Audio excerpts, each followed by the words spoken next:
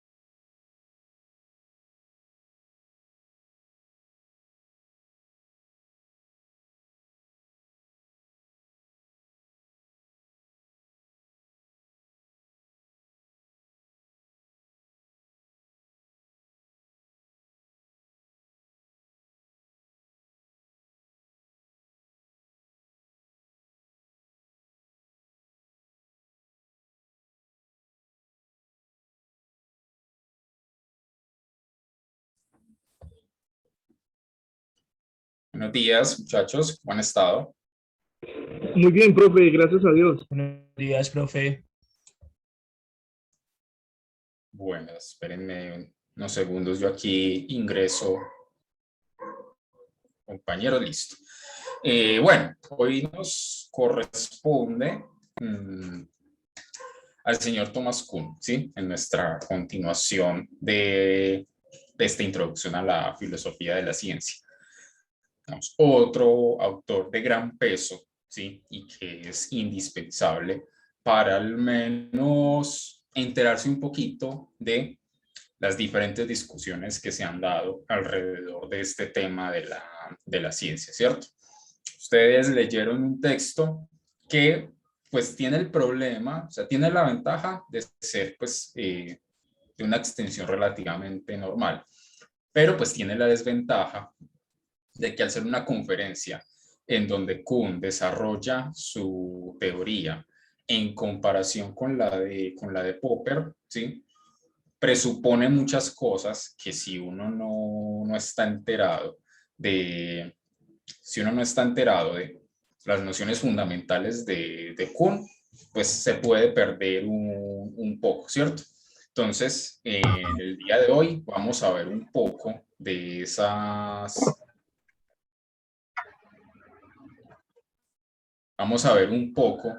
presupuestos básicos de la filosofía de la ciencia de Kuhn y por qué, digamos, lo constituyen en un gran peso de la filosofía de la ciencia y más que un peso, un contrapeso, ¿cierto? Porque en lo que hemos visto en estas últimas 2 semanas, hemos visto una imagen de la ciencia que si bien difiere en muchos aspectos, todavía conserva un prejuicio fundamental, o digamos no un prejuicio, una afirmación fundamental que va a ser precisamente aquella contra la cual Kuhn va a mostrarse y que lo harán, digamos, acreedor de esa notoriedad, ¿cierto? Vimos en qué diferían el Círculo de Viena con Karl Popper, sobre todo con la noción de verificación versus la noción de falsación, la deducción por el lado de Popper contra la inducción por el lado del Círculo de Viena, pero sigue en pie una afirmación fundamental. Para Popper, ¿sí? Si bien las verdades a las que llega la ciencia no son definitivas, al ser producto de una verificación, como pensaba el Círculo de Viena, pues le daba a la verdad en la ciencia ese carácter tentativo, ¿sí? Mientras no pase nada extraordinario, y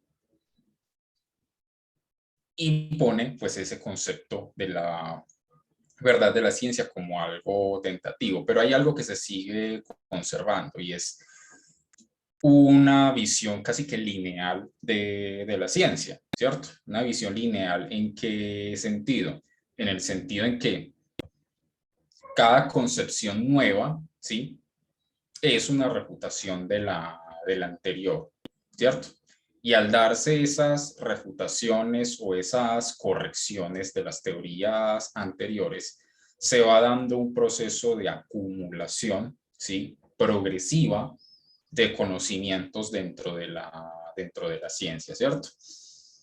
Y lo que tiene también en común esa afirmación, tanto del Círculo de Viena como de Karl Popper, de ese carácter acumulativo, tiene la particularidad de que, sí, si bien son filósofos muy familiarizados con la ciencia, algunos pues científicos de profesión por el lado del Círculo de Viena, digamos que tanto Popper como el Círculo de Viena, ambos estaban parados todavía dentro del lado de la filosofía. O sea, prueba de ello, tanto Popper como la inmensa mayoría de pensadores del Círculo de Viena, pues se formaron en filosofía académicamente. Y eso no va a ser un detalle menor al compararlo con la obra de Kuhn, porque digamos que en este caso es donde se va a hacer más notoria su formación académica como físico, ¿cierto?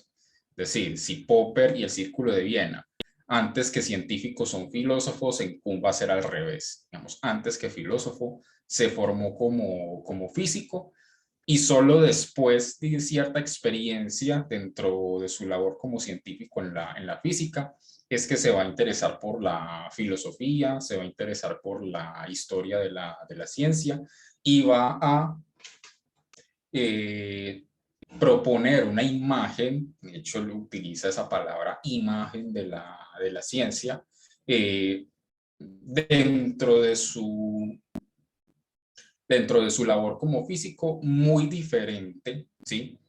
De la concepción tradicional del método científico, muy diferente del falsacionismo de Popper, aunque él mismo va a manifestar que tiene sus similitudes fundamentales, y muy diferente incluso de la que hasta ese entonces muchos científicos estaban pues como acostumbrados, ¿cierto?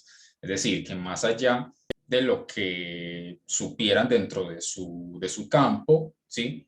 Su visión epistemológica de lo que es la labor científica estaba muy enmarcada hacia esa concepción o esa imagen tradicional del método científico. En el aula virtual, Jimmy, ¿no lo encontraste? No, profe, así como aparece aquí con el nombre, profe, o en el método científico. No, no. Para esta semana estamos, pues el texto, la lectura que asigné para esta semana.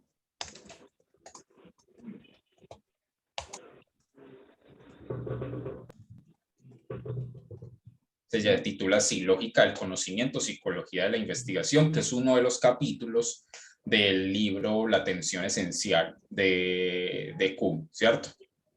Entonces, bueno. Muchas gracias, profe, Dios le pague. Listo, Jimmy. Entonces, listo, Kuhn es físico antes que filósofo. ¿Y eso porque no va a ser un dato menor?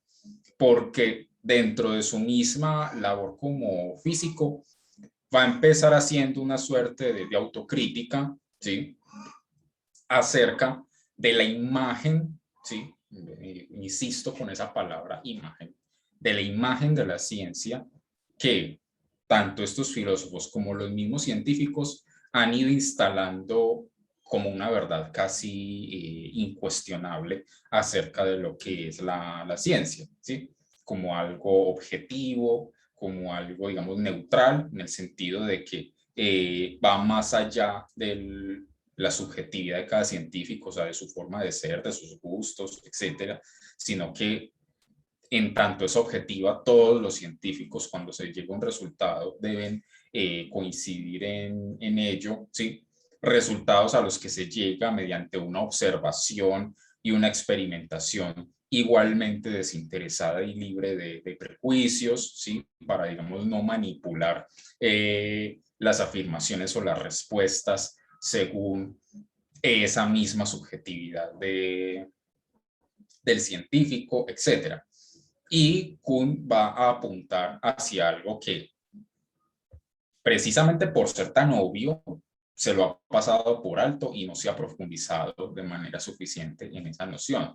Y es, a ver, están planteando una imagen de la ciencia que parece como si fuera hecha por robots o por máquinas y no por seres humanos.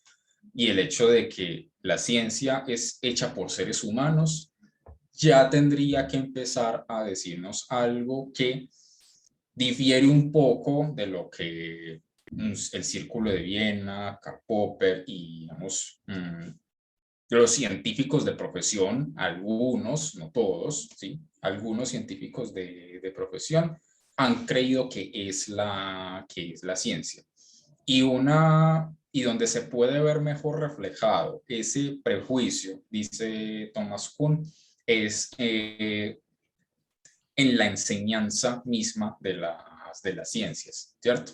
Él tiene un ensayo que creo que para una próxima ocasión que de este curso, creo que más bien voy a poner ese como lectura, ese ensayo en vez de esta conferencia.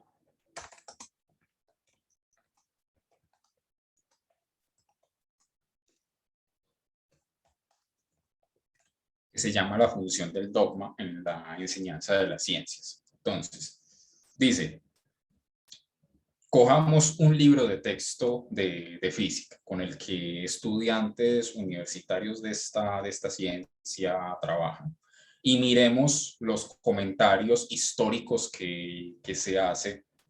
Digamos, primero, ya el hecho de que sean meros comentarios históricos, casi que como datos curiosos, para iniciar o introducir ya un tema que sería propiamente científico, entre comillas, ya eso es algo, digamos, que hay que observar. Entonces dice Kuhn, si tomamos un libro de texto de física, pues dice, Newton en tal año descubrió tal cosa, Lavoisier en tal año descubrió tal otra, Galileo en tal año descubrió X cosa, ¿cierto? Más bien es con lo que dice Kuhn al principio de su libro principal, que se llama justamente La estructura de revoluciones científicas, es si consideráramos la historia de la ciencia más que como un acervo de curiosidades o de anécdotas, ¿sí? Como de puntualizaciones, ¿sí? Vuelvo y repito, tal científico en tal año descubrió tal cosa. Él dice, y sí, listo, Newton en tal año descubrió tal cosa y Galileo en tal año descubrió tal otra, pero ¿qué pasó entre medio? ¿Sí? ¿Qué pasó con Newton? ¿Qué pasó con Galileo? ¿Qué hizo que se plantearan esas hipótesis? ¿Qué pasó con ellos que hizo que se plantearan esos experimentos para comprobarlos? ¿Qué tuvo que pasar para que el resto de la comunidad científica se convenciera de los planteamientos de Galileo o de Newton? ¿Sí? ¿Será que Galileo o Newton no vivieron en una ciudad donde había un sistema político, donde había una religión imperante, donde había otros saberes que estaban vigentes en la época y que ahora no lo están, como la astrología o como la alquimia? Y eso no jugó ningún papel en la elaboración de sus investigaciones, ¿cierto? Entonces, con esos cuestionamientos, ¿sí? Va a decir, listo, ese acervo de anécdotas, ¿sí? O esa lista de anécdotas que los mismos textos científicos con los que se enseña a los estudiantes plantea, contribuye un poco a esa imagen un poco distorsionada de la historia de la ciencia. Hace una semana yo les dije que de esos estudios metacientíficos están compuestos por filosofía de la ciencia, historia de la ciencia y sociología del conocimiento científico. Entonces, aquí es donde vamos a hacer un poco de hincapié, sobre todo con la historia de la ciencia. Kuhn publica en 1962,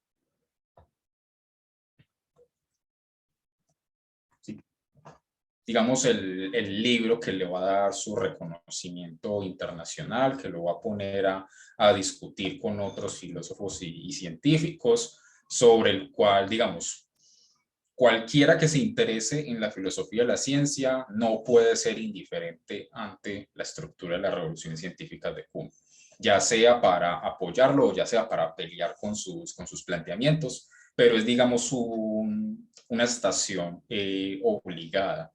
Y de hecho, estaba buscando justamente la estructura, el libro, pero no lo encontré, ya después lo buscaré. En la introducción, ¿sí? Dice precisamente, si consideramos la historia de la ciencia de una manera juiciosa, ¿sí? Como algo más que un mero acervo de anécdotas, ¿sí? O de datos curiosos, dice, la imagen de la ciencia que ahora nos domina muy probablemente tendría que cambiar. Y esa idea básica, ¿sí? Es la que va a ir desarrollando para plantear precisamente el motivo del título de su libro. ¿Cuál es la estructura? Dice, las revoluciones científicas. Hasta entonces, la noción de revolución científica tenía una connotación muy específica, una connotación histórica, ¿cierto?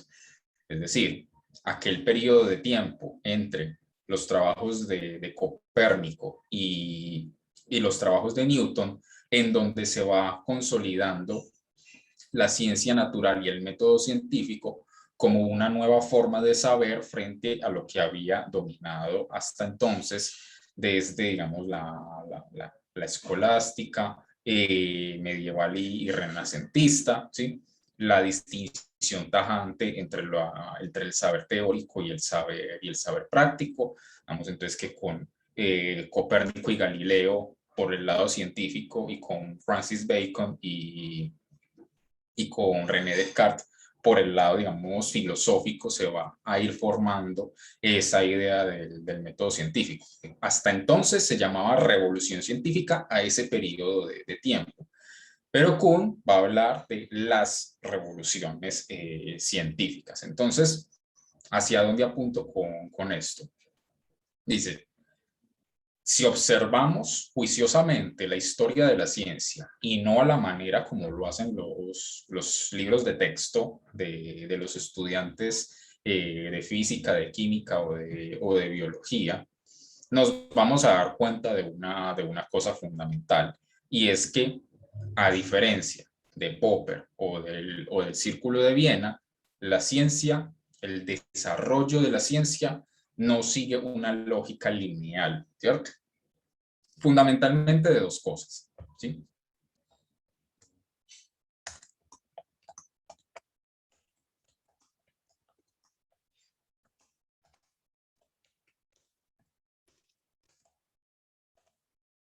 Uno, que la ciencia no se desarrolla solamente mediante una lógica, es decir, que ahí también pueden jugar factores sociales, factores subjetivos, factores políticos, factores de varias índoles. De ahí el título desde la conferencia que ustedes leyeron, dice Lógica del conocimiento o Psicología de la investigación, porque dentro de la filosofía de la ciencia es muy común hacer esta distinción.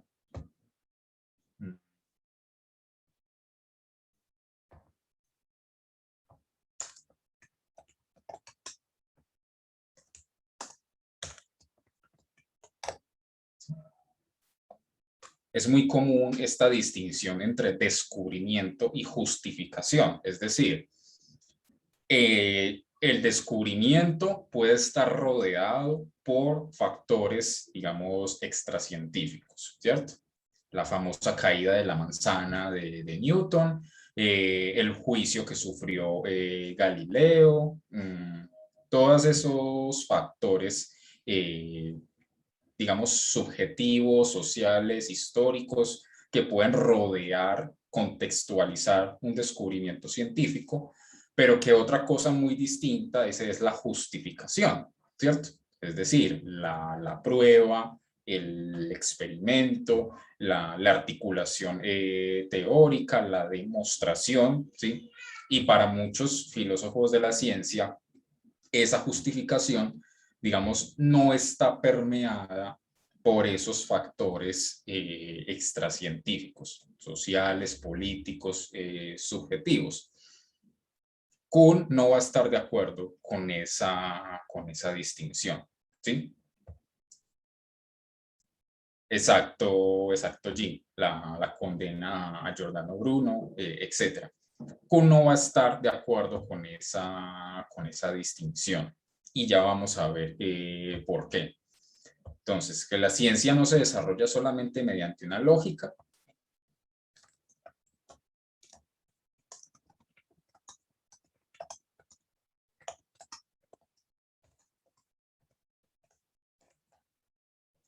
Y que el desarrollo de la ciencia no sigue una secuencia lineal y acumulativa, que era lo que hasta entonces, digamos, no se había puesto en tela de juicio en medio de las discusiones que existían hasta el momento, ¿cierto? No estoy diciendo que en filosofía de la ciencia hasta entonces solo hubieran existido los trabajos del Círculo de Viena y de Karl Popper. Hay muchísimo más en el medio, pero digamos que los puntos más importantes y más relevantes posteriormente van a ser los planteados, o al menos hasta entonces, hasta Kuhn, eran los planteados por el Círculo de Viena y por Karl Popper. Entonces, bueno, si la historia y el desarrollo de la ciencia no sigue una secuencia lineal y acumulativa, y además puede estar permeada por factores extracientíficos, entonces, ¿cuál sería, digamos, la visión correcta de la ciencia, ¿cierto? Y aquí es, digamos, donde Kuhn va a proponer algo así como una estructura cíclica, ¿cierto? Es un ciclo. Para Kuhn, el desarrollo de la ciencia sigue un ciclo. con varias etapas que se van repitiendo cada cierto tiempo, ¿sí? ¿Y en qué consiste ese ciclo? Aquí es donde va a aparecer el que es quizás el concepto más importante de Thomas Kuhn, que es el de paradigma. Entonces dice Kuhn, en la ciencia hay paradigmas.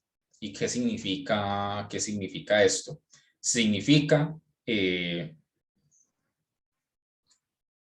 así, muy a grandes rasgos, porque de hecho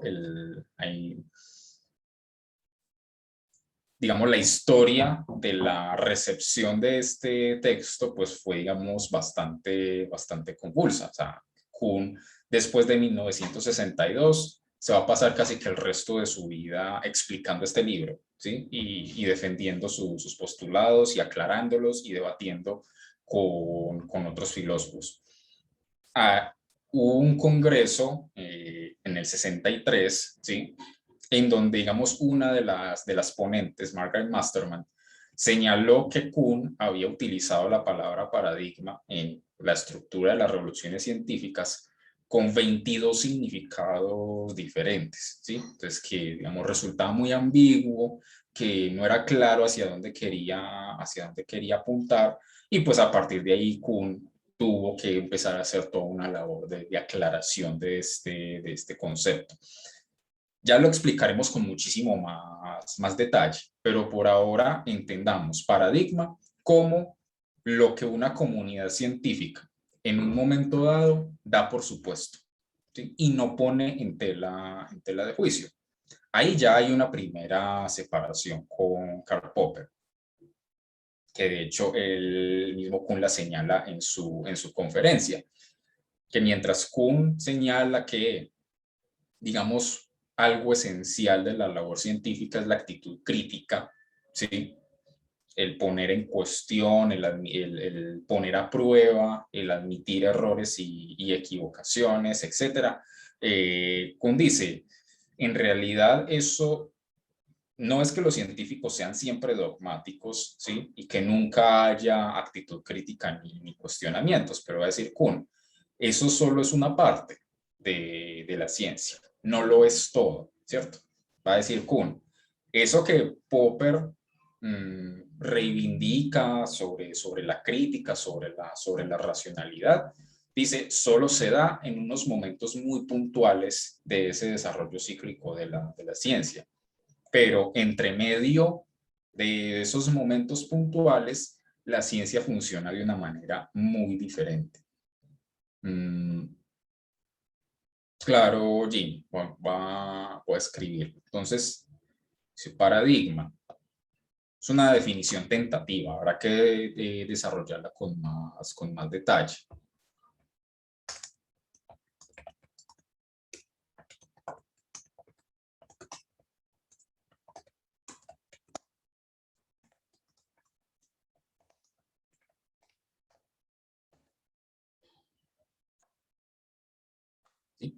Todo lo que una comunidad científica en un momento dado acepta y no pone en cuestión, sino que presupone en su práctica científica. Y va a decir Kuhn, eso va a ser algo fundamental. Entonces dice, una comunidad acepta un paradigma, es decir, un conjunto que ya mencionaremos con más detalle, de reglas, un conjunto de... Porque falta plata. Un conjunto dice, de ejemplos, de teorías fundamentales, ¿sí? de afirmaciones fundamentales dentro de un campo de la ciencia, de unos experimentos, digamos, ejemplares, ¿sí? Que toda la comunidad científica va a intentar emular, ¿cierto? Pero por ahora dejémoslo en esta definición preliminar. Entonces dice Kuhn, una vez aceptado ese paradigma, se va a poner, digamos, en aplicación, se va a aplicar durante un tiempo. Y digamos que esa aplicación del paradigma o ese tomarla como base, ¿sí? Los científicos toman como base el paradigma, lo presuponen y a partir de ahí empiezan a investigar, ¿sí? Empiezan a resolver diferentes problemas. Eso es lo que Kuhn va a definir con el concepto de ciencia normal, ¿sí? Que si ustedes habrán notado en la conferencia, Kuhn afirma, dice, a diferencia de Popper, lo que para mí caracteriza a la ciencia respecto de otros saberes o de otras disciplinas es la noción de una ciencia normal, ¿sí? Es la existencia de periodos de ciencia normal, ¿sí? Entonces, ¿qué vendría siendo esto? Dice Kuhn, el paradigma plantea unas reglas, y unas reglas acerca de qué, acerca de lo que es un problema científico, ¿sí? Es decir, que pueda ser planteado legítimamente como problema científico, y los criterios para resolverlo y para que se considere el problema científico como resuelto. Es decir, ustedes habrán notado en el texto la utilización de la palabra acertijo, ¿sí? O la traducción de acertijo.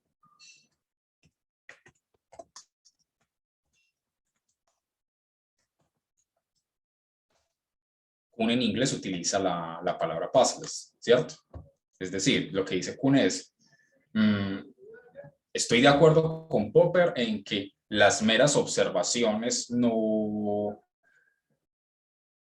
que nosotros no sacamos las hipótesis de las meras observaciones, sino que, digamos, planteamos hipótesis de manera conjetural, ¿sí? Planteamos conjeturas.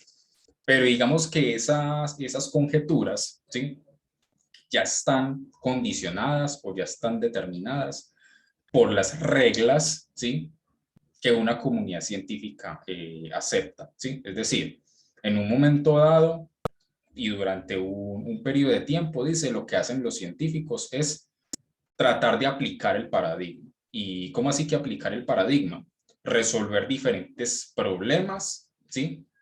En su campo científico, que las reglas del paradigma permitan resolver, ¿sí? Los llama rompecabezas, acertijos o puzzles, ¿cierto? Es decir, dado un paradigma, se plantean determinados acertijos o determinados enigmas, ¿sí? Entonces, por ejemplo, Newton plantea la gravitación universal, ¿cierto? Pero Newton no planteó cuál era la constante de la gravitación universal, simplemente plantea teóricamente eso. Eso se convierte en un paradigma, es decir, la comunidad científica acepta esa noción teórica de gravitación universal. Entonces, un acertijo que se plantea es cuánto es la constante de gravitación, ¿sí? Eso no se sabría hasta muchos años después, cuando un científico de apellido Cavendish, ¿sí? De apellido Cavendish, no recuerdo ahora el nombre exacto, a través de diferentes experimentos descubrió o determinó la constante de la gravitación, ¿cierto? Otro ejemplo, Newton plantea una ecuación o una fórmula, ¿sí? Que es esta, fuerza igual a masa por aceleración, ¿sí? Pero él simplemente planteó de manera teórica esa fórmula. Varios años después, otro científico de apellido Atwood inventó una máquina, ¿sí? Cuyo objetivo fundamental era precisamente experimentar si efectivamente fuerza era igual a masa por aceleración. Es decir, a través de la invención de un artefacto, resuelve un acertijo, ¿sí? Resuelve un rompecabezas planteado bajo los términos de una teoría, ¿sí? Planteada teóricamente por un científico que la comunidad acepta y que presupone para empezar a hacer su investigación, ¿cierto? Entonces, lo que dice Kuhn es, una vez aceptado el paradigma, los científicos, dice, dejan de cuestionar, y aquí es donde se distancia más de Popper, dejan de cuestionar críticamente esos fundamentos. Es decir, el paradigma pone los fundamentos, los científicos los aceptan y ya no los ponen en tela de juicio, sino que los presuponen, los afirman dogmáticamente. Pero digamos, dogma no en un sentido peyorativo, sino que dice, esto es totalmente necesario para el desarrollo de la ciencia. Dice, de hecho, por aquí hay una cita, permítanme, yo se la leo. Permítanme un segundo.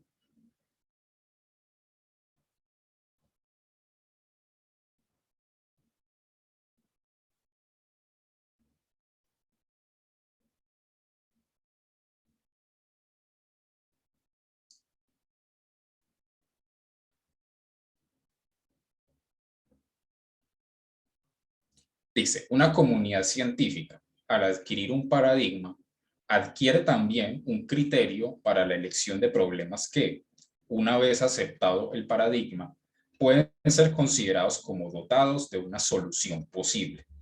Los problemas tipo acertijo o tipo rompecabezas son los únicos que la comunidad aceptará como científicos y animará a sus investigadores a resolver.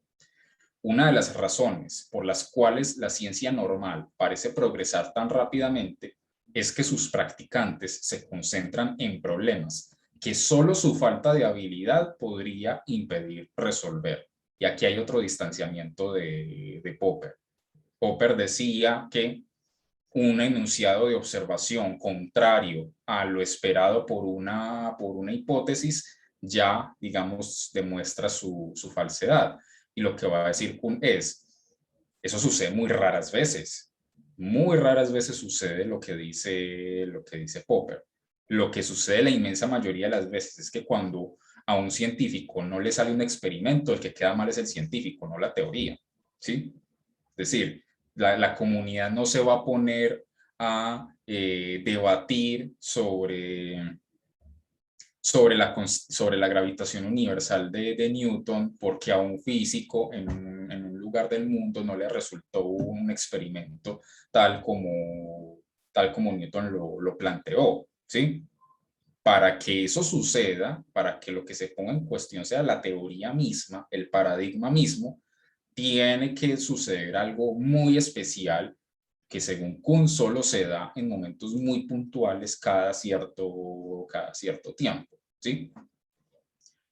Mientras eso no suceda y mientras la comunidad científica tenga interiorizado ese paradigma, no se va a complicar la vida por cada vez que a un científico no le haya salido un experimento.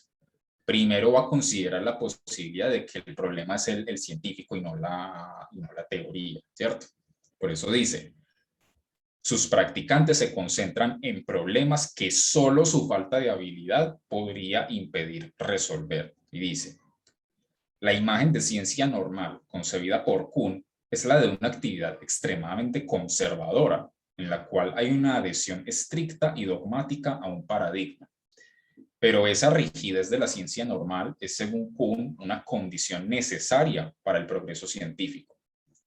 Para el autor, solo cuando los científicos están exentos de analizar críticamente sus fundamentos teóricos, conceptuales, metodológicos e instrumentales que utilizan en sus áreas, pueden concentrar sus esfuerzos en los problemas de investigación que su área enfrenta, ¿sí? Es decir,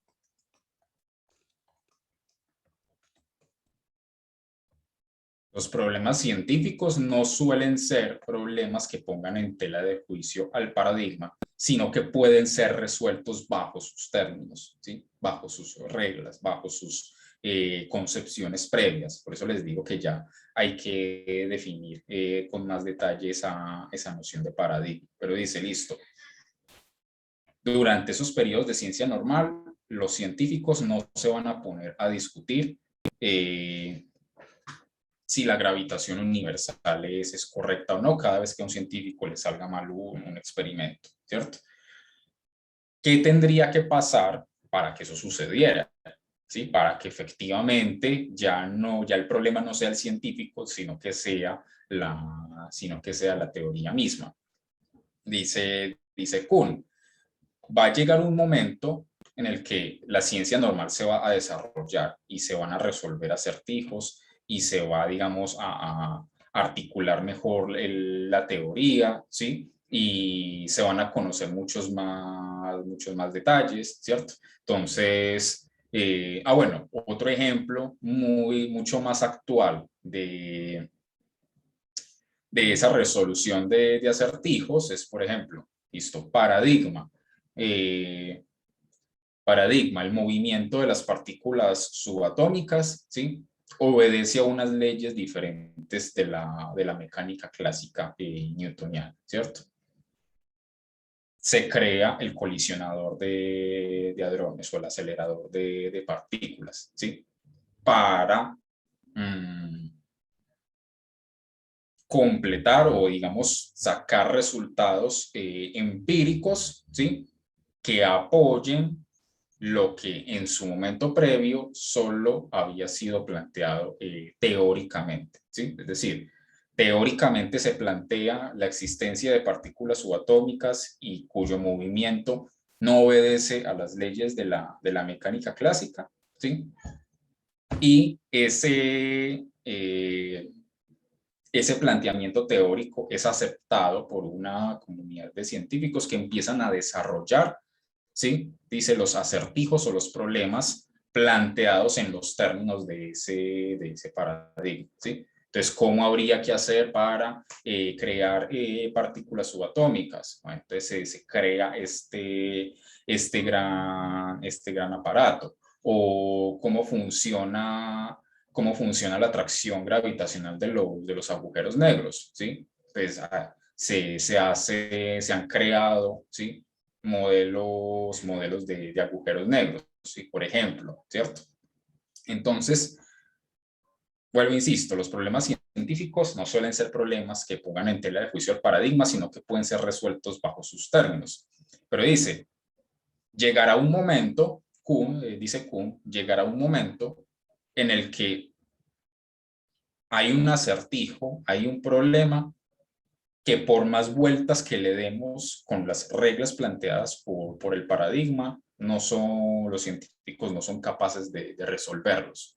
Dice, hay varios síntomas concretos de ese estado de cosas en la ciencia, que de un momento a otro ya no son unos poquitos, sino que ya son muchos científicos los que se empiezan a equivocar, ¿sí? A los que, digamos, no les salen los experimentos, ¿sí? Hay un problema que parece, digamos, irresoluble, ¿sí? Que en principio, dice Kuhn, cuando el paradigma está en su furor y un científico se encuentra con esas anomalías, y lo voy a llamar así literalmente anomalías, como el paradigma está en su furor, no los considera, ¿sí? Los deja de lado, porque como no responden a los términos del paradigma, entonces considerará que pues, son producto de un error propio o no son científicos, sino que son más pseudocientíficos que otra cosa, etcétera, ¿sí? Y los va a dejar de lado. Pero va a llegar un momento en que esa anomalía se va a hacer tan grande y tan notoria que ya va a ser imposible ignorarla. Entonces, les dice, surge una anomalía, ¿sí? Un fenómeno, un experimento, algo que esté tan alejado o sea tan imposible de resolver ese acertijo con los términos del paradigma, que ya, vuelvo, insisto, ya el problema no es el científico, ¿sí? Porque digamos ya es demasiada casualidad que muchos científicos como que lleguen al mismo camino sin salida. Eso sucedió, por ejemplo, con los físicos que intentando resolver un acertijo con los términos de Newton, ¿sí?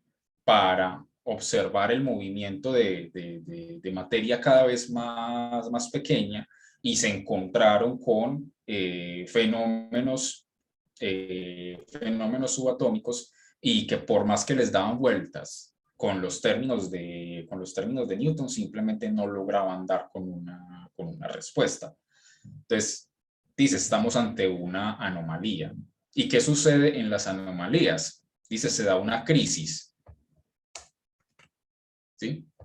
Se da una crisis porque entonces ya como que la ciencia no sabe hacia dónde va a apuntar, si realmente es posible tener un conocimiento y resolver los problemas sobre un determinado ámbito de la ciencia, ¿sí? No se sabe si realmente se es capaz de un saber objetivo, no se sabe, ¿sí? Es decir, los profesionales científicos entran como en una suerte de crisis de identidad, como que no saben hacia dónde van. Y es porque sus mismos fundamentos, todo eso que habían aceptado y que nunca habían puesto en cuestión, ya no les está sirviendo para seguir desarrollando el conocimiento científico, ya no les está sirviendo para explicar los nuevos fenómenos que van descubriendo. Me dicen por aquí.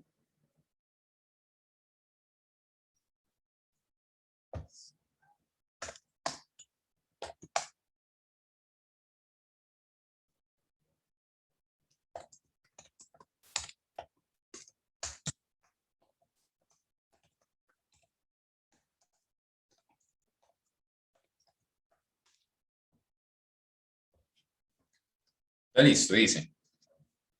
Entonces dice Kuhn una frase, digamos, un poco hasta graciosa, pero que hace parte de su idea. Solo en este momento, solo en esta clase de situaciones, ¿sí? Es cuando la ciencia se comporta a la manera como Popper lo afirma, dice Kuhn. O solo es en esta situación cuando los científicos se pueden convertir en filósofos, ¿sí? O se ponen en el disfraz de filósofos, porque ya lo que se debe hacer aquí, dice, es plantear un nuevo paradigma, ¿sí?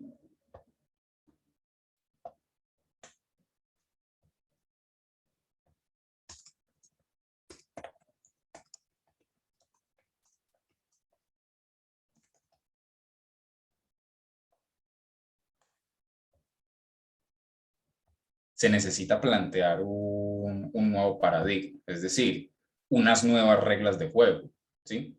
Unos nuevos experimentos ejemplares, unas nuevas teorías, digamos, nucleares, ¿sí? Que sirvan de núcleo a la labor de la investigación científica, ¿sí? Entonces, puedo poner un ejemplo.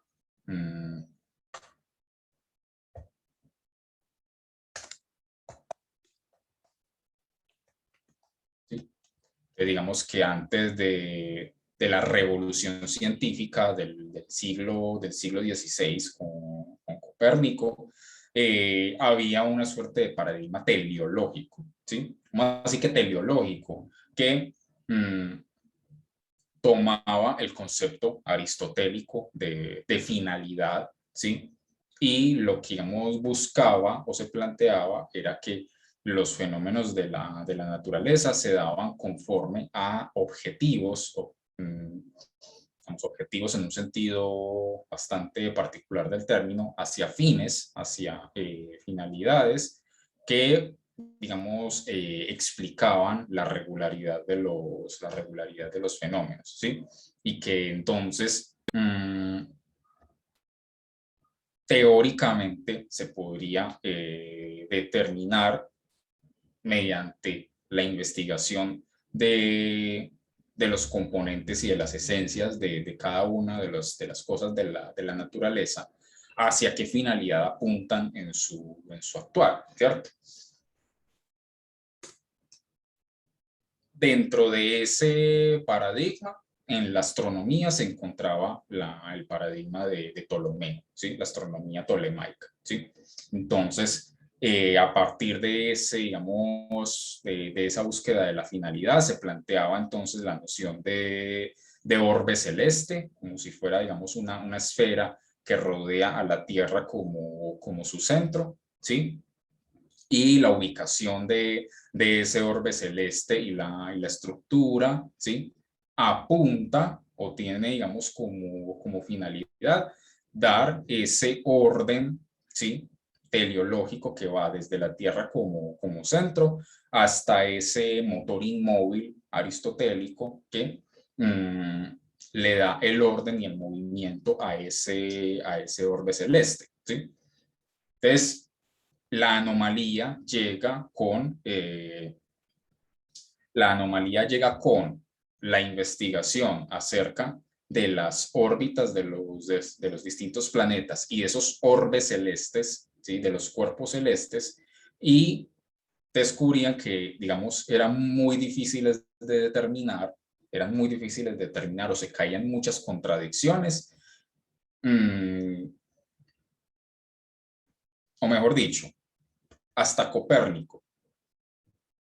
La astronomía, dice Kuhn en una parte de la conferencia, estaba en un estado de cosas bastante escandaloso, es decir, en donde, digamos, no había muchos acuerdos, en donde había muchas preguntas sin resolver, en donde la explicación de las órbitas planetarias era muy complicada, ¿sí?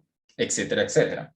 Entonces, ¿qué pasa con Copérnico? Entonces, Copérnico plantea, bueno, la Tierra ya no va a ser el centro del universo, sino que ya va a ser un cuerpo celeste más que va a girar alrededor del Sol, ¿cierto? Pero eso posteriormente va a plantear algo más. Digamos que posteriormente se va a poner en tela de juicio también el concepto de orbe celeste o de esfera celeste, ¿sí? Por ejemplo, con Giordano Bruno, que Jimmy lo menciona, y su planteamiento del universo infinito, ¿sí? Que ya no sería una esfera, digamos, limitada, ¿sí? O finita, sino que ya sería un mundo infinito. Y con Descartes se va, digamos, a plantear lo que va a ser un nuevo paradigma. Si antes era teleológico, es decir, que apuntaba a la noción de finalidad, ¿sí?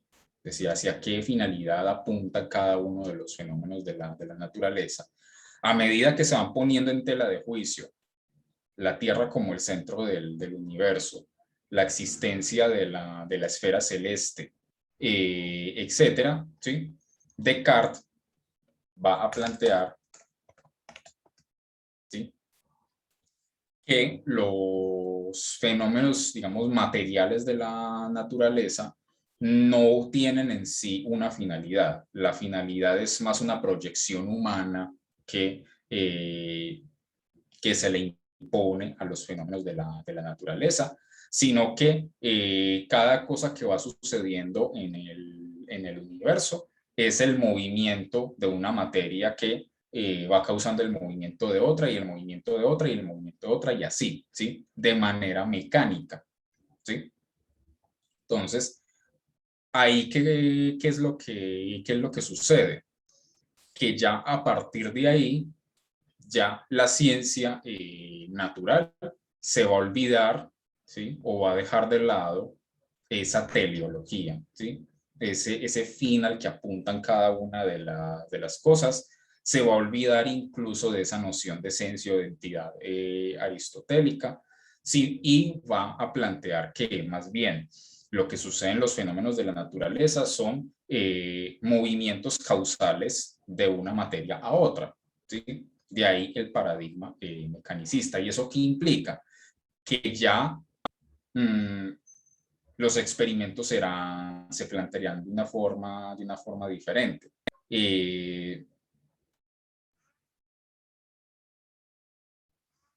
Que ya se considera que el mundo funciona de manera mecánica y no teleológica, que sería, digamos, como una concepción metafísica, ¿sí? De hecho, el mismo Kuhn planteará en otros lugares que en ese concepto de paradigma o en esas cosas que una comunidad científica acepta, hay presupuestos metafísicos. ¿Sí? En presupuestos metafísicos.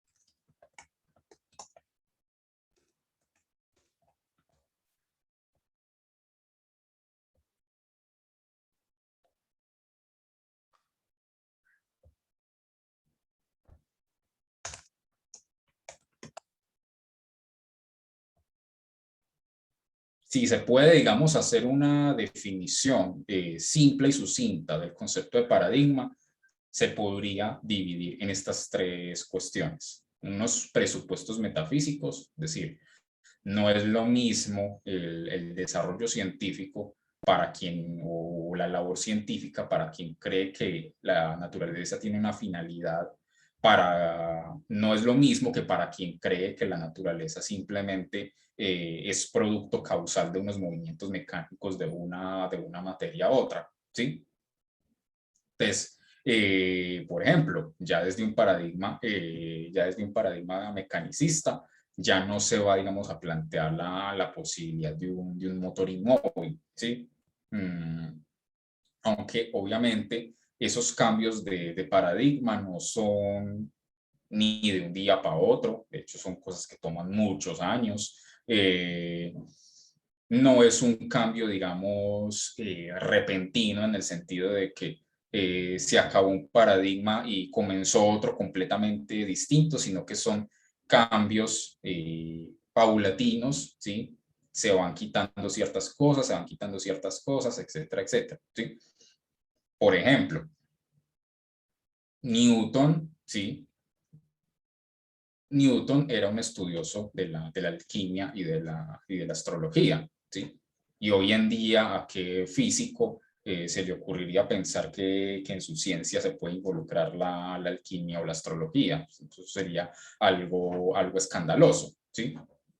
Y sin embargo, en el cambio de paradigma que supuso Newton, ¿sí? Dentro de la mecánica, estaba involucrada todavía la alquimia y la astrología, y solo muchos años después, en la medida en que los demás científicos fueron resolviendo acertijos bajo los términos de Newton, se fueron dando cuenta de que en ese paradigma que había planteado Newton había que depurar ciertas cosas, ¿sí? Como esas nociones, digamos, mágicas, cabalísticas, alquimistas de la física newtoniana, ¿cierto? Entonces, es que lo que dice Kuhn, el cambio en la ciencia, dice Kuhn, muestra que para que un paradigma deje de imperar, ¿sí? Si un paradigma deja de imperar, es porque necesariamente se ha planteado otro. Es decir, el cambio de paradigma no se va a dar hasta que surja un paradigma alternativo, ¿sí? Que les permita a los científicos plantear unos nuevos términos que permitan resolver esa anomalía que se había presentado, ¿sí? Lo que sucede con Copérnico. Pues ya la Tierra no va a ser el centro del universo, sino que va a girar alrededor del Sol. Entonces ya esa anomalía por la cual parecía imposible o parecía que las órbitas planetarias eran completamente caóticas y azarosas, ya no lo son, ya pueden estandarizarse, ¿sí? la sola idea de que el conocimiento científico debe ser estandarizado, cuantificable, objetivo, tener una articulación lógica, son valores paradigmáticos, son valores que la comunidad científica acepta y no pone en tela de juicio. Y dice Kuhn, una vez aceptado un nuevo paradigma, se puede decir que hubo una revolución científica. Y después de esa revolución científica, ¿qué sucede? Pues se consolida el nuevo paradigma, inicia un nuevo periodo de ciencia normal y volvemos a empezar ese ciclo, ¿sí? Entonces, por eso les decía que su estructura de las revoluciones científicas tiene un carácter cíclico, ¿sí? Es decir, que a lo largo de la historia, la ciencia pasa por periodos de ciencia normal en donde se acepta un paradigma, ¿sí? Hasta que el paradigma entra en crisis debido a una anomalía. Dice Kuhn, se plantea un nuevo paradigma o lo que dice él, la ciencia deja de ser normal para pasar a ser revolucionaria. Es decir,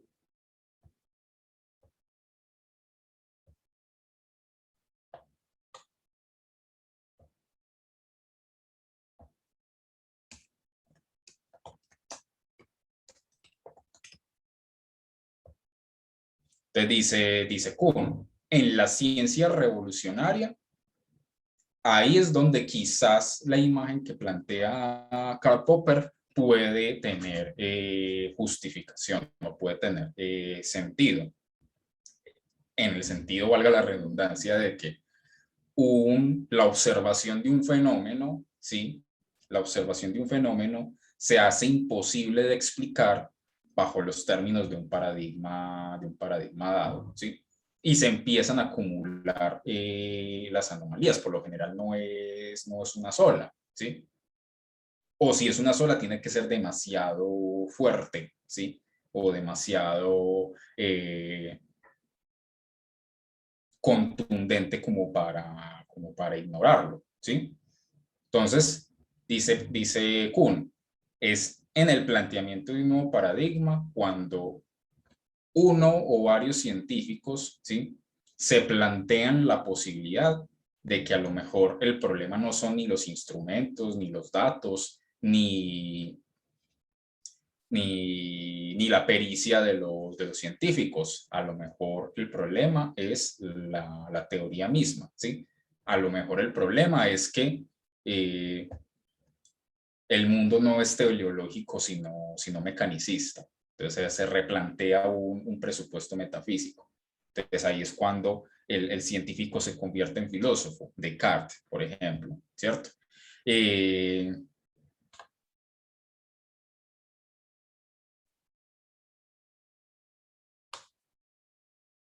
O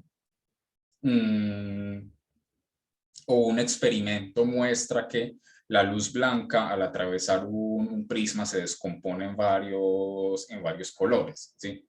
Y ese experimento se convierte en el ejemplar de un paradigma en la óptica, que es el paradigma ondulatorio, ¿sí? Considera la luz como compuesta fundamentalmente de ondas, ¿sí? El otro paradigma de la óptica es el corpuscular, que la luz está compuesto de partículas, ¿sí? Ya hay un nuevo planteamiento que afirma que la luz son ambas cosas a la vez, ¿sí? Suena muy loco, pero pues es lo que plantea.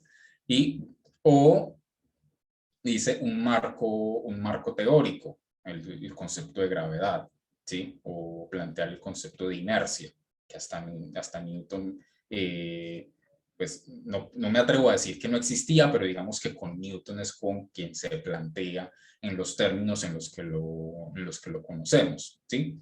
Entonces, Kuhn dice, es en ese momento puntual, ¿sí? En donde la ciencia ya deja de ser normal para pasar a ser revolucionaria, es decir,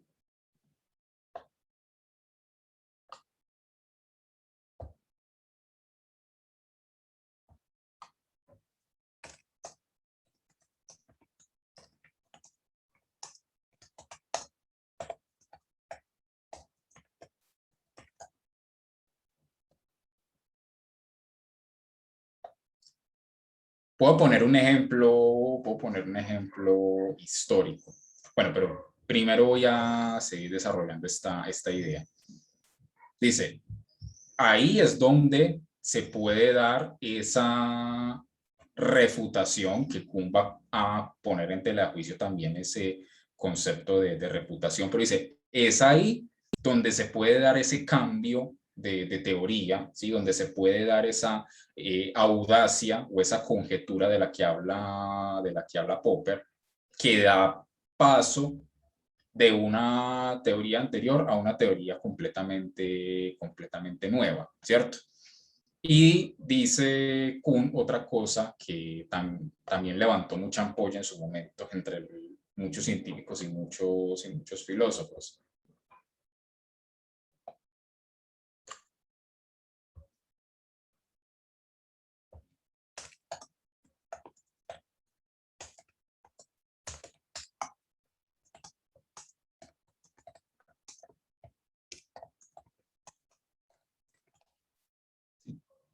Dice, la prueba empírica no juega un rol clave en un cambio de paradigma, o sea, una observación, que era lo que pensaba Popper.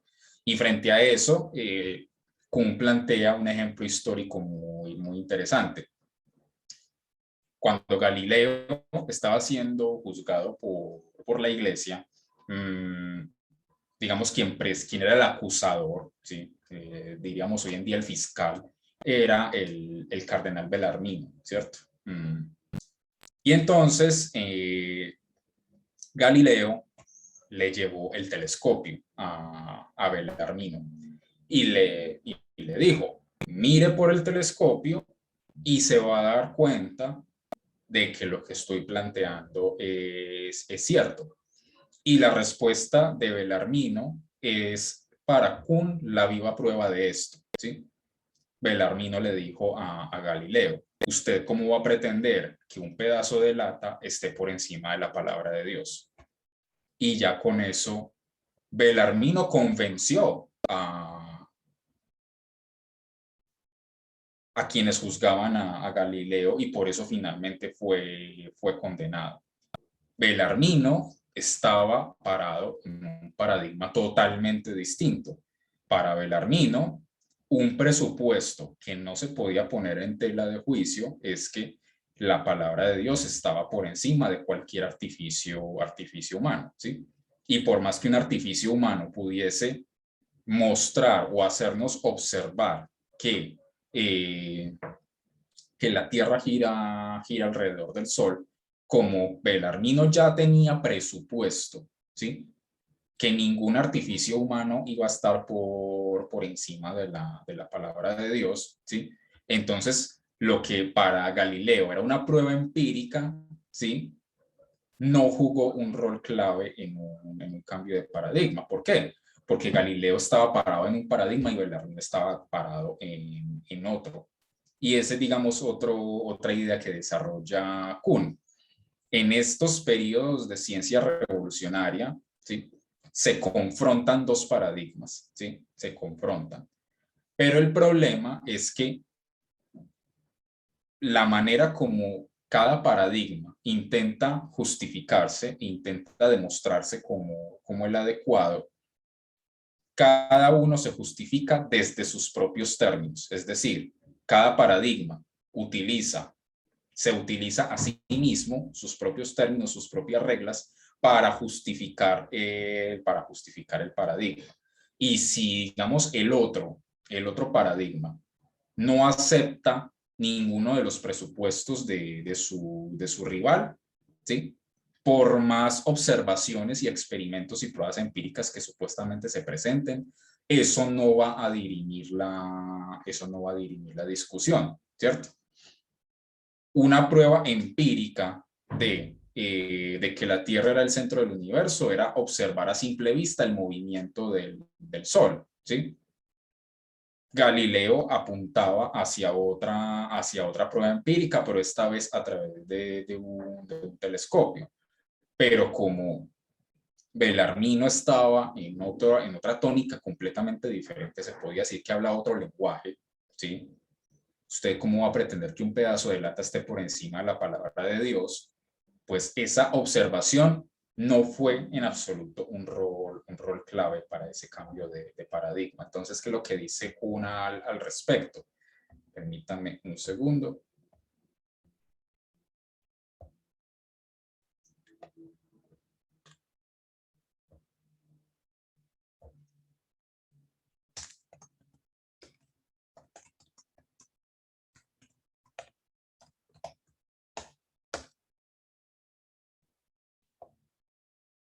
Dice, los paradigmas son inconmensurables. ¿Y qué quiere decir eso de inconmensurables?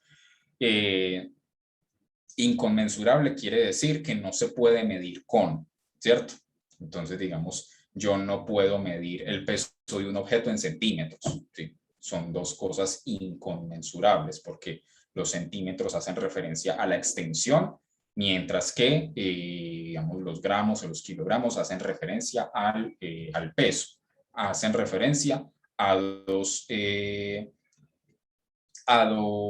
estructuras o dos nociones de la materia completamente diferentes. No puedo medir el peso en centímetros y no puedo medir la extensión en gramos. Un poco analógicamente, entre dos paradigmas o pretender comparar dos paradigmas o discutir, sería como discutir si la extensión hay que medirla en centímetros o en kilogramos, ¿sí? Eso es algo que ya no, desde de entrada no tiene sentido, ¿cierto? Entonces, lo que dice Kuhn es, en estos periodos de ciencia revolucionaria, hay dos paradigmas en pugna. Están condenados a no entenderse porque son inconmensurables. Uno parte de unos supuestos y otro parte de otros supuestos completamente diferentes. Y solo pueden defenderse a sí mismos con base en sus presupuestos.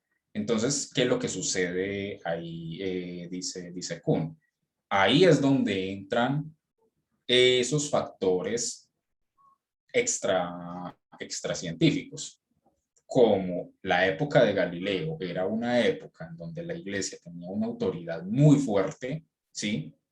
Ese factor extracientífico fue clave para que, a pesar de que supuestamente Galileo tenía la prueba empírica, Belarmino no la aceptara y apelara a la autoridad religiosa y eclesial para determinar desde un paradigma distinto que Galileo estaba equivocado, ¿sí?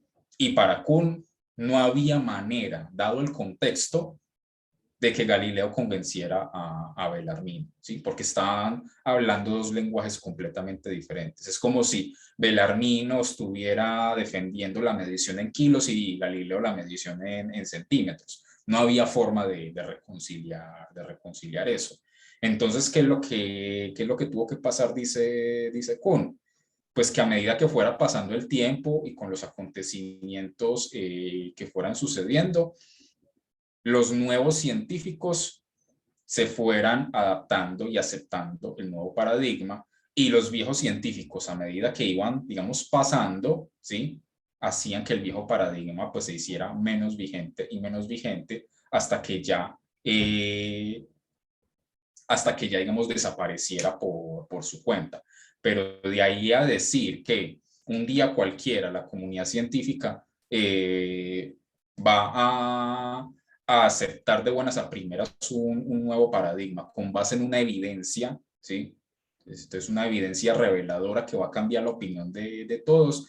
Dice Kuhn, eso es no conocer el lado humano de los científicos. Y el lado humano de los científicos es dogmático, es de defender una teoría hasta que ya sea imposible seguirla defendiendo, ¿sí? Porque, digamos, un cambio en ese aspecto supone, pues, un reconocimiento de cierta incapacidad, ¿sí? O al menos así lo sienten los científicos, de incapacidad de conocer y de estudiar adecuadamente la realidad. Entonces, digamos que a diferencia de Popper, dirá Kuhn, los científicos no le rinden tan fácil a las evidencias en contra. Y Kuhn dice, de hecho, las explicaciones ad hoc de las que hablaba Popper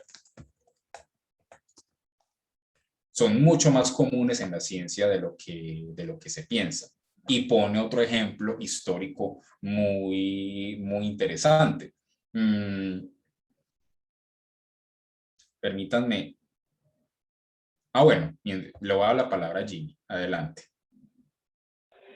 Sí, profe, apuntándole un poquito al comentario que usted hace, entonces podríamos decir que este obispo Belarmino se para en su dogmatismo y en su subjetivismo a partir pues, de su creencia, ¿cierto?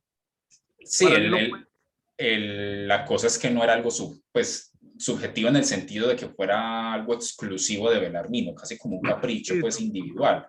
No, estaba apoyado por un poder social, un poder Eclesial. político. Ajá. O sea, la inmensa mayoría de académicos y casi que del pueblo en general todavía estaban parados en el paradigma de Belarmino, ¿sí? Que la palabra de Dios está por encima de todo. O sea, Galileo era Don Quijote peleando contra los molinos, ¿sí? En ese momento. Muchos años después, digamos que ese desbalance de poder entre la iglesia y ese nuevo paradigma científico, pues se fue diluyendo, si se quiere decir así. Profe, yo traía otro ejemplo, de pronto sea un poco anacrónico, ¿no? Por ejemplo, la Sí. época pues del florecimiento, en el florecimiento de la iglesia, pues que como que empezó a distar mucho pues de todo este surgimiento científico, ¿no? Por ejemplo, la muerte de Hipatia, ¿no? Los famosos monjes del Sí. desierto, pues que eran muy fanáticos, si se podría decir así, ¿no? Que la justificación de ellos, pues que esta mujer era un poco, de más que fue tildada también hasta de bruja, ¿no? E idólatra por sus planteamientos en torno, pues, a la ciencia, ¿cierto? Y pues la Sí. mataron.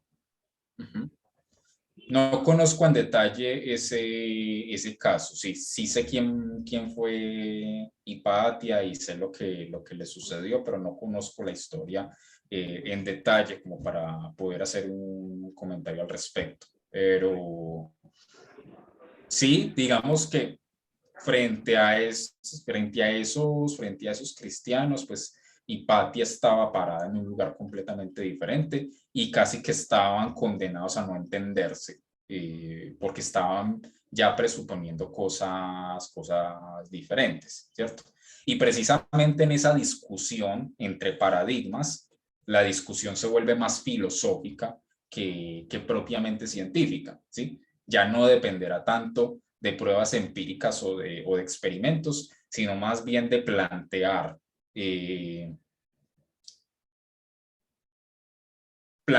proposiciones o plantear sistemas de proposiciones, marcos teóricos, presupuestos metafísicos, ¿sí? Que sean estén mejor articulados y logren explicar esas anomalías que el viejo paradigma no logra explicar, ¿cierto? Entonces, por ejemplo, Einstein, ¿sí? Fue un científico revolucionario en ese sentido, ¿sí? Porque planteó unos términos completamente nuevos, ¿sí? Que no digo que fuera imposible, ¿sí? Sino que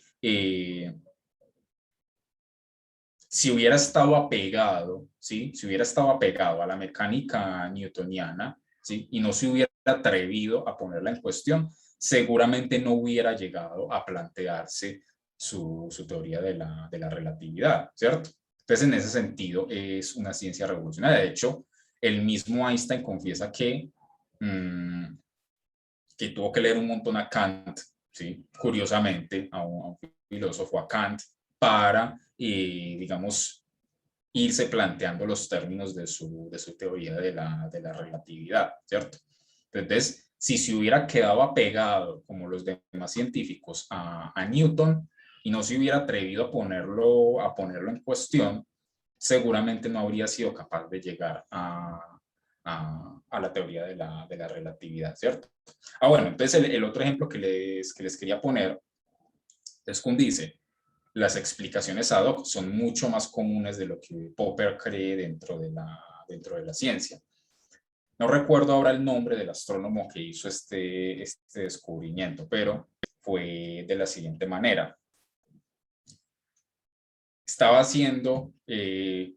calculando la órbita de cada uno de los planetas del sistema solar con base en la teoría de la gravitación universal de Newton, ¿cierto? Entonces, Mercurio, Venus, Tierra, Marte, iba muy bien, hasta que se encontró que al estudiar la órbita de Urano, los cálculos, según la teoría gravitatoria de Newton, de cómo debía ser la trayectoria de Urano, no le daba. O sea, y él observaba que la trayectoria de Urano era muy diferente de lo que los cálculos dictaban, ¿cierto? Entonces diría Kuhn, si hubiéramos seguido estrictamente la teoría de Popper, ¿sí?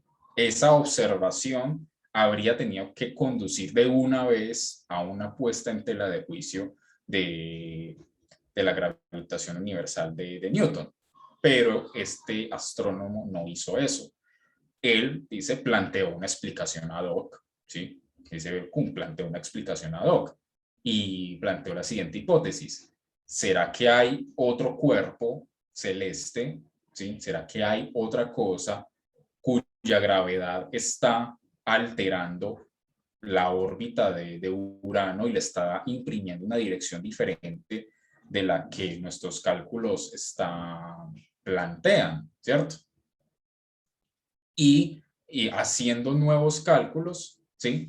Se dio cuenta y finalmente después de su observación se dio cuenta de que efectivamente había otro planeta cuya fuerza gravitatoria alteraba la órbita de Urano y descubrió Neptuno, ¿cierto?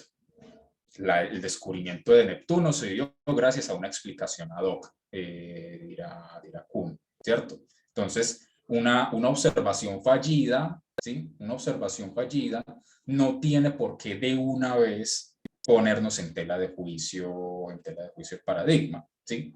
Solo si la anomalía si la anomalía persiste y persiste y persiste y ya es demasiado evidente como para ser ignorada, ahí sí ya se puede poner en cuestión, ¿cierto? Pero dice Kuhn, eso es ciencia revolucionaria y eso sucede muy raras veces o en momentos muy puntuales de la historia de la ciencia. Aparte de esos momentos puntuales, dice, los científicos trabajan bajo los términos de la ciencia normal, es decir, no ponen en tela de juicio el paradigma, lo aceptan dogmáticamente y simplemente se dedican a ponerlo en práctica, a aplicarlo para la solución de determinados problemas. ¿Todo claro, muchachos? ¿Alguna pregunta? Sí, profe, una preguntita. Sí. Profe, en este orden de ideas, entonces, una revolución científica es aquella que plantea nuevos paradigmas, ¿cierto? Es decir, que se sale como de ese esquema tradicional Sí. conceptual, ¿cierto? Y propone una nueva manera en el marco de la ciencia, ¿cierto? Una nueva terminología, se podría decir, profe. Sí. Por ejemplo, hay un episodio de la historia de la ciencia también muy comentado y muy conocido, que es que ya no es en la física, sino en la química.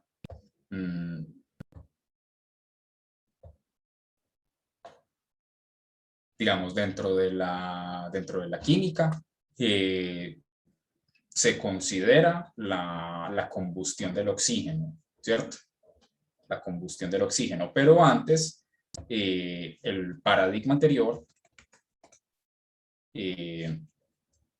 se basaba en el concepto del flogisto, ¿cierto? Es decir, entonces planteaba que cuando se quemaba un elemento, ¿sí? Cuando se quemaba un determinado material, expedía, ¿sí? Una suerte de materia llamada flogisto, ¿sí? Y durante mucho tiempo los químicos tenían como presupuesto la existencia de ese flogisto, hasta que en el siglo XIX, si no estoy mal, Lavoisier, mediante una serie de experimentos, replanteó completamente la teoría de la combustión y afirmó: ese tal flogisto no existe, lo que sucede en realidad es que hay un proceso en el que se ve involucrado el oxígeno, ¿sí? Y que es lo que, digamos, participa o es el factor clave en la combustión de los materiales, y no la expulsión de un supuesto flogisto, ¿cierto? Entonces, ¿qué es lo que sucede ahí? Que ya, digamos, la química de la combustión, ¿sí?, se plantea en otros términos completamente diferentes. Dentro de la historia de la ciencia también es muy conocida la famosa historia del éter, ¿sí?, que los científicos de la modernidad hablaban mucho del éter, ¿sí?, como una suerte de elemento atmosférico que estaba, digamos, que era transversal a toda la realidad, ¿sí? Hasta que ya, ese concepto de éter se fue dejando de lado, ¿sí?, para darle más importancia a, pues, el oxígeno, el hidrógeno, el nitrógeno y los diferentes elementos que componen la atmósfera de la Tierra, ¿cierto? Pero sí, frente a la pregunta de Jimmy, en una revolución científica lo que se da es un cambio de paradigma, es decir, se plantean nuevos términos de la ciencia, nuevos presupuestos, nuevos marcos teóricos, nuevos experimentos ejemplares que la nueva generación de científicos acepta, no cuestiona, y que simplemente utiliza sus reglas y sus términos para ir completando ese paradigma, ¿cierto?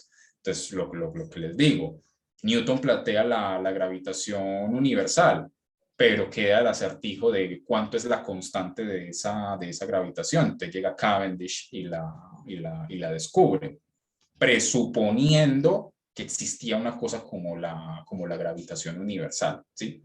Si se hubiera puesto a discutir la posibilidad de que efectivamente Newton tuviera razón sobre la gravitación universal, no hubiera llegado a esa constante, ¿cierto?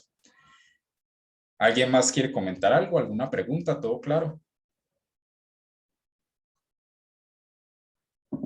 Muchas gracias, profe. Listo, Jimmy.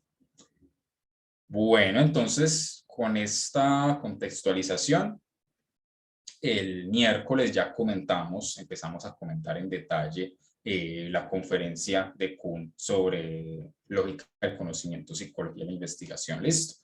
Así que bueno, no siendo más, muchachos, muchas gracias y feliz tarde para todos. Muchas gracias. Muchas gracias. Gracias, profe. Hasta luego, profe. Feliz almuerzo.